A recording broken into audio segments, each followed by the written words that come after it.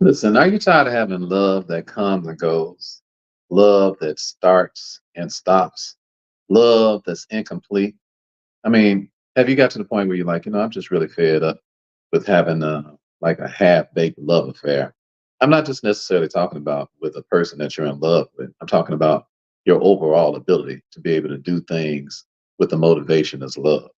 If that's the case today, I'm going to show you in this video how to have love that's unstoppable, love that never runs out, love that's eternal, so that your ability to be able to do things is at the highest level, because the highest level of life is love.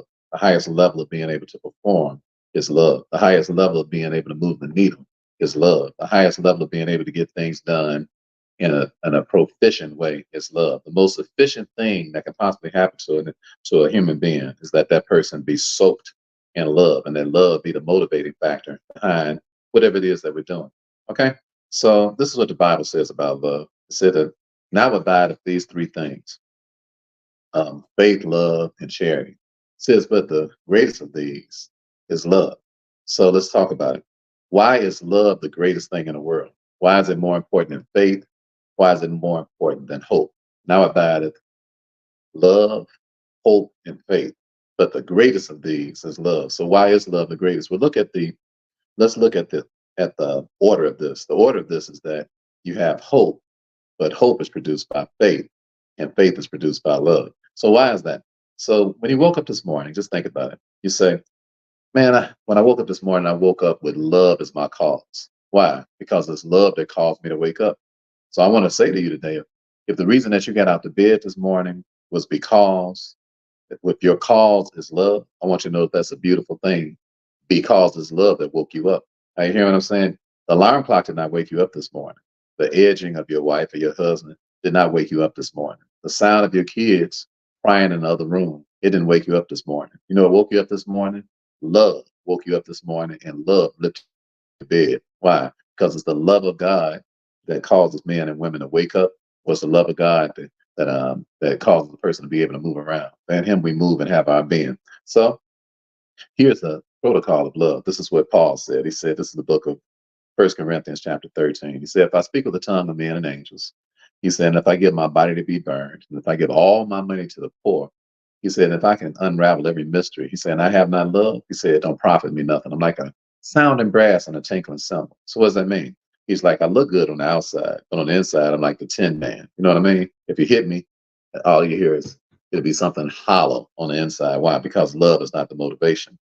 And some people are held down on having things and looking prestigious in front of other folk, and having some props and some glory. And I'm like, well, I just stopped by here to tell you today that if that's not motivated by love, and I'm talking about the love of God, I want you to understand that go back to bed and get back up again. Why? Because your whole motivation is worthless. Are you hearing what I'm saying? So here's proof of what I'm telling you. Listen to what Paul says. He says that the greatest of all these things, and he said, why is that? He said, because it produces faith, and faith produces hope. When you get up in the morning and you have your eyes set on what you really want to see happen in your life today, then that's hope. That means that I'm hoping this works out, and I'm hoping that works out. But hope means nothing. It's just a dream, or it's just a wish if it's not accommodated with faith. In other words, if faith didn't birth the hope, then it's false hope. Because some people woke up this morning, but they have some hope, but it's false hope. You say, why is it false hope? Because they ain't gonna do nothing about what's in their head. They're thinking about, I wish I had this, wish I had that, and I wish I can do this, and I wish I can do that, and I'm hoping for this, and I'm hoping for that. I'm like, yes, but if that hope was motivated by faith, and that faith was motivated by love, then what you're hoping for would happen. Why? Because now you're going to put in the action that's required to see the thing that's in your brain actually take place. But it takes faith to be able to do that. See, means faith is the activity that takes place. What is what does it mean anyway to say that I'm a act? What does the word activity even mean? It means that I'm going to activate my ability. Activity is active ability. You hear what I'm saying? Most people, unfortunately, have amazing amounts of ability, but they ain't never been active with ability. So they don't have a lot of activity. So how do you create activity? You activate your ability. How do you activate your ability? You activate your ability by faith, because faith means that you're actually doing a thing that's in your head to do that you was hoping for. Are you digging what I'm saying? So the whole idea, this is the pattern of how it works. You start out by seeing something in your mind that you want to see take place. All right. So you start transfixing fixing your mind on what you're hoping for. All right. When I was in the penitentiary, I had a lot of hope. I used to sit up on my bunk with my friend named Chris. He sat behind me, and we had a lot of hope.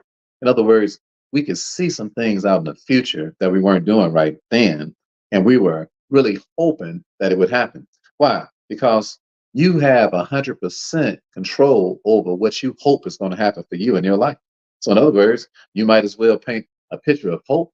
Why paint a picture of woe? Why paint a picture of hopelessness, since you're the one who have the keys to the hope that's inside of your head? Are you listening to me? You have the keys to the hope that's inside of your head. Nobody else.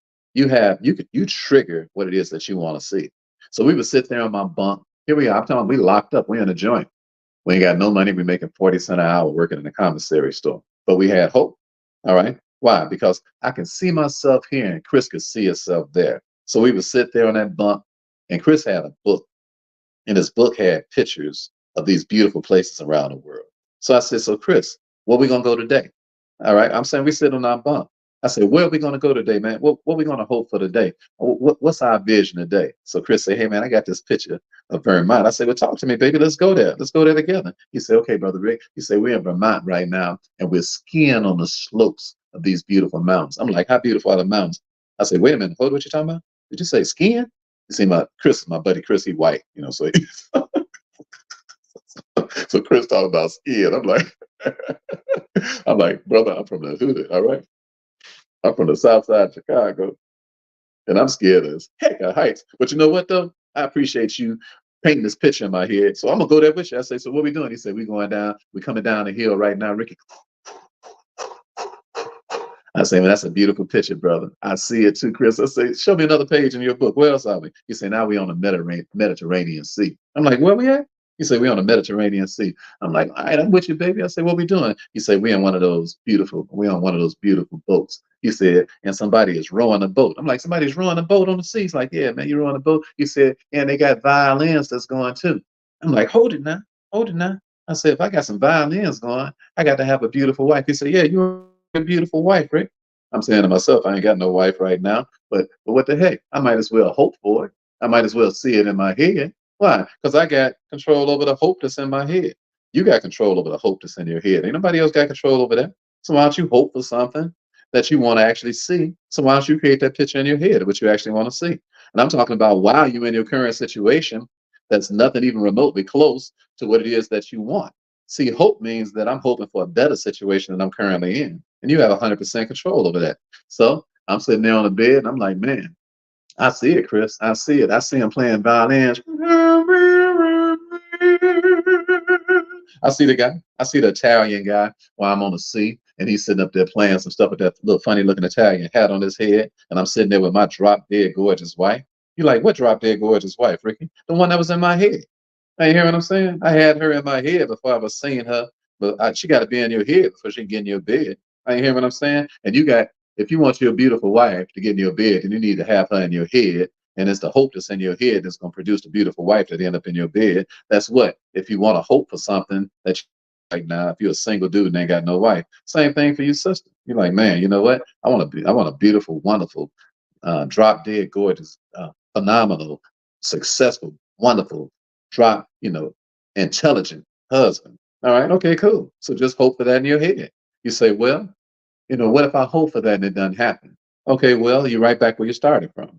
So what do you have to lose by having some hope in your head? Let me tell you something about the devil. See, this is the difference between operating out of love. When you operate out of love, then the devil don't have no permission to be in that love affair. Why? Because this love affair is between you and God.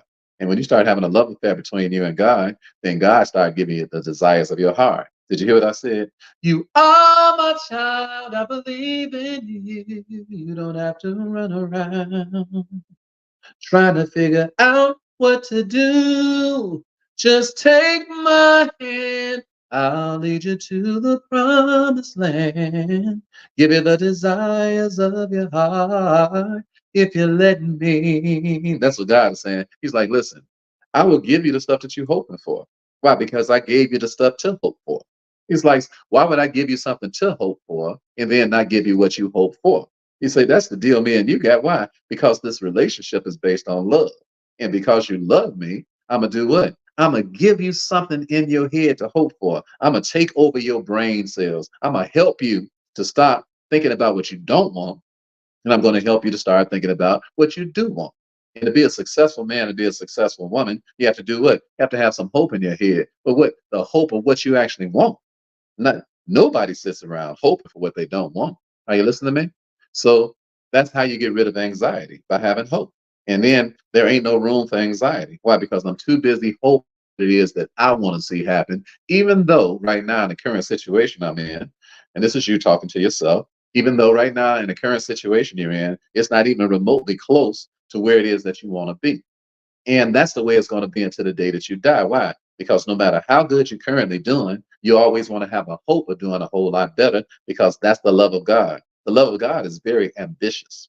It never settles for the way things currently are. Why? Because the love of God is always evolving. It's always getting better and better and better.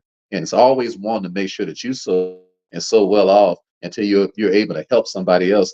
That's how the love of God works. The way it works is that it really provokes a person and compels a person to get up out the bed and get it. It's love that gets you up out the bed. Why? Because you're like, I love people too much. I love God too much. I love helping too much to be helpless. Are you hearing what I'm saying? I love helping people be able to do things that they couldn't do before. So I love that so much until I need to have more than just enough for me so I can help somebody else. That's the idea of hope. Are you hearing what I'm saying? So hope is activated by what? By faith. So faith is the substance of things hoped for, the evidence of things not seen. So what is faith? Faith is the actual action that does what? Activates the hope. But the faith can't work unless you have what? Some love. Now abideth love, faith, and hope. But the greatest of these is love. Love is the grandmother of hope. Love is the mother of faith. Faith is the mother of hope. Hope is the child of faith and is the grandchild of love. Are you hear what I'm saying? That's the pattern of how you create love that never stops. Why? Because as long as you hope for something, then that means you'll always be doing the activity to reach the thing that you're hoping for. But you can never do the activity to reach the thing that you're hoping for unless you love God and love people enough to keep putting things in action. Are you listening to me? That's why love is eternal. That's why it goes beyond the grave. Are you listening to me? You have to operate with something that goes beyond even a natural life. Why? Because our natural life is going to pass away. So that means what? We need to have something that lasts beyond our flesh and blood life. That's what love is. That's what the love of God is. That's why it's what? That's why it's eternal. That's why it never goes off. That's why it's unstoppable because it never stops and it never quits. Are you listening to me? Imagine waking up today with the type of love in you that nothing could possibly stop you from your purposes in life. Why? Because the love is so palpitating and so strong. The love is stronger than what? Even death. So death can't even stop you from doing what it is that it won't stymie your hope. Are you hearing what I'm saying? Let me give you the pattern one more time, okay? The pattern one more time is that love produces faith and faith produces hope. And the only person who's not making it rain like a hurricane in their life is a hopeless person. Are you hearing me? That's how people, God bless you, baby. My daughter, Shantice, just came on, who's creating a hotline for people who are dealing with the thought of suicide. So why do people even consider the thought of suicide? Because they become what? Hopeless. So why have they become hopeless? Because their faith is not activated. Why is their faith not activated? Because the love of God has waxed cold. Nobody would commit suicide who loves God. Why? Because the person is like, my faith is so strong in God until I have a hope that whatever my situation is going to be better. Even if it don't get better until my body lay down. Are you listening to me? Even if it don't get better until the other side. My hope is not just in this life, but my hope is in the life to come too. So I have what? Eternal hope. I don't have temporary hope. So when you have eternal hope, you don't have temporary behavior. Why? You have eternal behavior, meaning that when I get up, I always believe things are going to work out. Why? Because I have a right to have the hope in my head that I want to see. I have that right. You have that right too. All right. The Psalm poet said, "Hear my right, oh God." What? My right to what? My right to hope for the best. All right. He says, "What? I know that your thoughts and your plans towards me are to give me an expected end. I know that because that's what your word said. So I'm hoping that what you said actually comes to pass. Why? And my faith is going to activate my activity. So I go out and do this thing today so that I can create what it is that I hope for. Because faith is a creator. Are you listening to me? But the way that you create everything is that you speak it by faith, and then you see the thing that you've been hoping for come into fruition into your life because that's what you're speaking out of your mouth, and that's what you're speaking in your mind, even when you're not speaking verbally, even when you're just speaking spiritually in your brain before you even say anything out into the public's ear or anything audible that somebody else can hear, because you say audibly out your mouth what you've been saying mentally in your mind and in your brain and in your heart before it comes out your mouth. Because from the heart proceeds the issues of life. So whatever we say is because it's what we've been hoping for. Now you listen to what I'm telling you. You say, Brother Ricky, I say a lot of things that I ain't hoping for. Well, that's not true because what you say is what you're going to get because you get what you hope for. Now you might have some hapless hope. You might have some hope that ain't worth a slug. That's possible. Why? Because you don't have the love of God. Because when you got the love of God, your hope is always something that your faith is worth activating. Because the love of God doesn't produce hapless hope; it produces happy hope. Are you hearing what I'm telling you? Your hope should be happy. You should be a happy human being because you have happy hope. But you say, where does happy hope come from? It came from the love of God because the love of God produced the faith to create the hope in the first place because it takes faith to create hope. Faith is the mother of hope. Are you hearing me? And it takes the love of God to create the faith that will give you what? The kind of hope that God hopes for you because God has a hope for you. Have you ever heard the song? Listen to what the song poet said. He said, "Have we any hope within us of a life beyond the grave in this fair and eternal land? Do we know if this our earthly tabernacle were to be dissolved? We've a house not made with hands. We have a hope in our souls, and it's brighter than the perfect day. God has given us a spirit, and we want the world to hear it. All our doubts are passed away. Perfect hope we have within us is an anchor to the soul. It is boasted fast and sure. It is founded on the promises of Father's written word, and 'twill evermore endure. We have a hope within our souls, and it's brighter than a perfect day. God has given us His Spirit, and we want the world to hear it. All our doubts are passed away. Listen, the hope we have is the hope that God gave us. So it's a happy hope. It's not a hope that things are not going to turn out well. It's a hope that all is already well and that we will see what's already well come to pass in our lives. Why? Because of the faith that we have. Are you hearing what I'm saying? You have control over your hope. You have control over your faith and you have control over your love. You can decide what kind of love you want to have because the loves that are in the world are not necessarily the love of God because there are loves in the world, but that's why the Bible says, love not the world, neither the things that are in the world, because all that's in the world is the lust of the flesh, the lust of the eyes, and the pride of life. And these are not of the Father, but are of the world. So there is a world's love, but the world's love is not motivated by God because God, His love is eternal. The world's love is temporal. The world's love is always looking at what's right in front of it. It's not based on faith. And that's why the world is hopeless because the world is looking at what's right in front of it. If you wake up today and all your activity is based on what you're looking at right in front of you, you're going to live what? A hopeless life because things that happen right in front of you, they don't give you no hope. That means that you have to change your focus from what's right in front of you into what it is you want to see happen. And you have to let God paint that picture in your head that you want to see happen because God is a God of the invisible and not a God And he is a God of the invisible who manifests the invisible in the visible. Are you hearing what I'm saying? So be encouraged today to allow God to give you a happy hope. Have the love of God, and then you will have the hope of God. You won't have no choice. And then you'll be able to execute that hope with the faith of God. Are you listening to what I'm telling you? Ain't it a beautiful thing to know that you got control of the hope that's in your head? If you control the hope that's in your head, you'll never be misled. Why?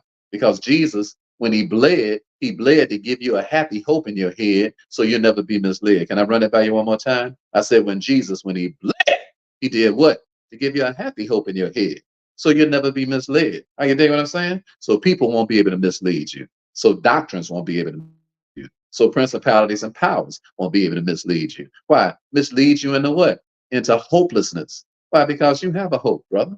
You got a hope, sister, and it's brighter, brighter, brighter. It's brighter what? Than the perfect day, because God gave you that hope. That's why you're so happy. And people say, why are you so happy, brother? You know, with all the stuff that's going on in your life. I'm happy because I see way beyond my temporary situation. You say, why are you so happy, brother and sister? You let them know. I'm happy because I see way beyond my current situation. And if you can see what I see, you'd be happy too. You know, they're like, well, I just can't get with that. I'm looking at you. I'm looking at what you're going through. I'm like, yeah, you're looking at what I'm going through, but you need to understand one thing. I'm going through it. That's what you tell your friends when they look at you. You know, because you know misery love company. People can't understand why you so happy in the middle of whatever it is that you're dealing with. Because they watching you, you know, and then they see you, but they are hopeless people. All right. Hopeless people, they can't understand why you have hope. But hopeless people, their problem is that their love is not the love of God.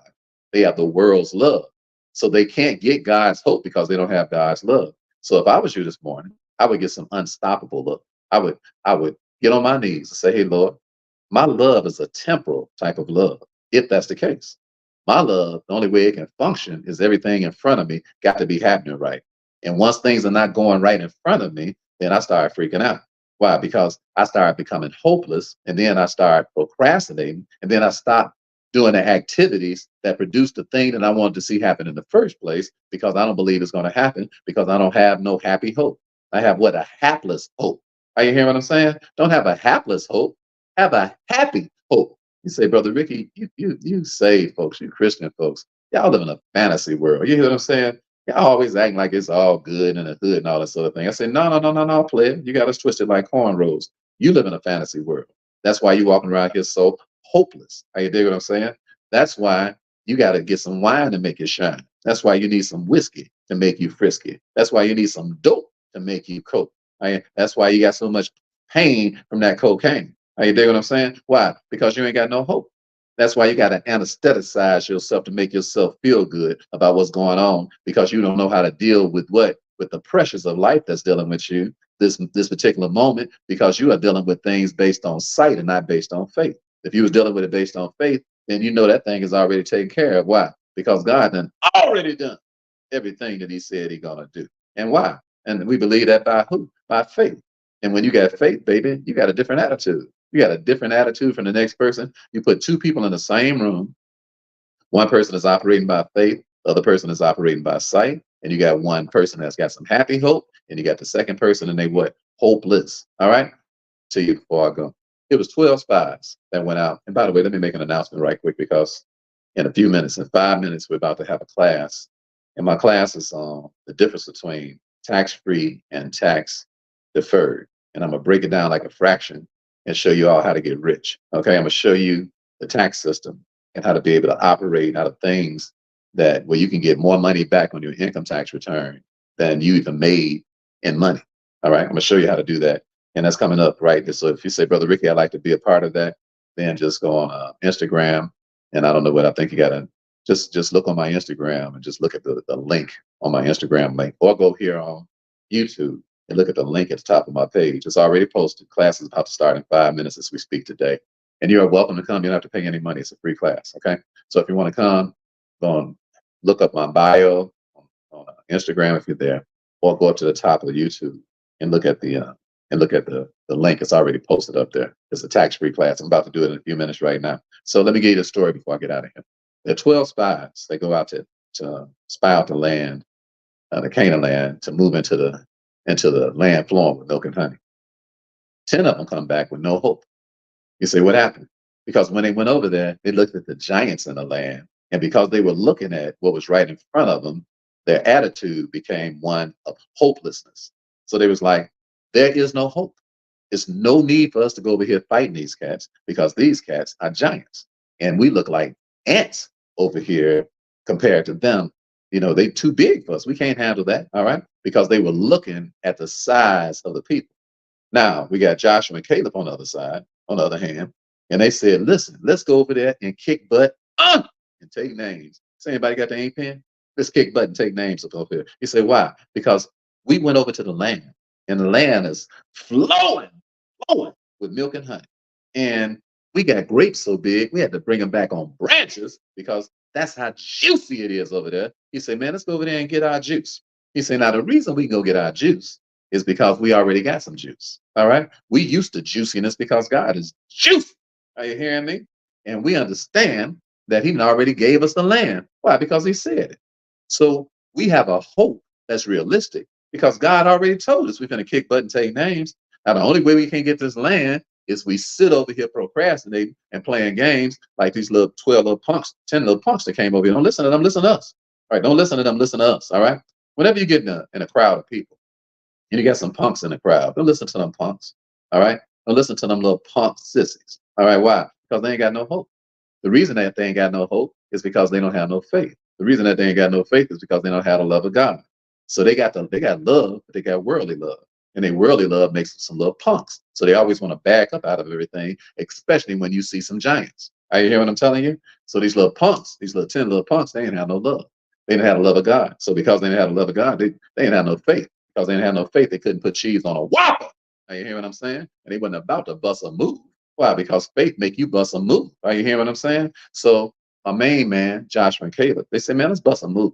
They said, let's bust a move. Let's bust a move. Why? Because the land is already ours. God had already told us our land. So let's go make it rain like a hurricane. You dig what I'm saying? And let's go get this money. And let's go get this prosperity. Let's go get this posterity. And let's go get these houses. Let's go get this land. Let's go over here and take over. Let's go over here and take over, Rover. Are you hearing what I'm saying? Why? He said, that's the hope we have. He said, we are willing to go over there and knock these marks off. He said, let's go over here and make it rain like a hurricane.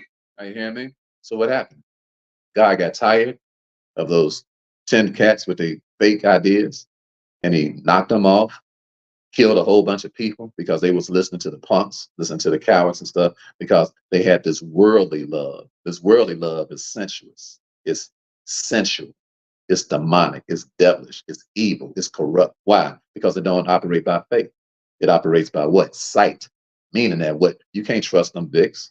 Are you hearing me? Why? You can't trust a worldly loving Vic. Why? Because that Vic, you can't trust them as far as you can spit them. Why? Because as soon as something changed, they change. They change just like the situation. All they do, they like a chameleon. Whatever's going on right now in front of them, this particular second, is how they behave. You can't trust nobody like that. They change their mind every 15 minutes. Why? Because they love ain't right. They love, but they got the world's love. They don't have God's love. All right, I got to get out of here because class is about to start.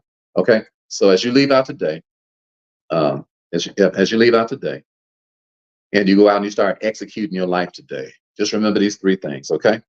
That you want to have hope for things that you can't see right now, based on faith that activate that hope, but that faith activated with the love of God. Come on, love God today. Love Him with all your soul. Love Him with all your might, with all your heart, and everything that's meant for your life to happen. It'll happen, and it'll happen in groves. It'll be big. It'll be huge. It'll be large. Why? Because you just allow God to let you have the best things of life. All right. Be blessed in the city. Be blessed in the field. I love you all. I got to get to class.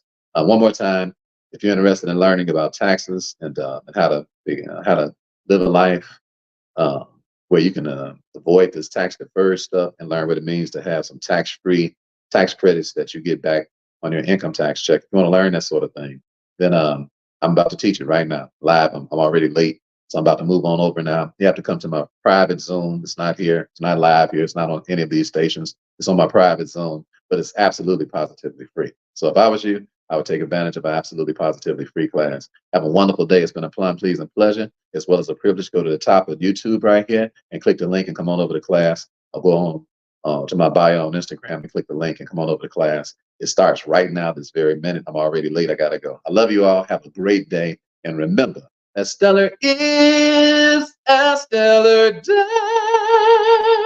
Go on out now with some happy hope. All right. And make it rain like a hurricane.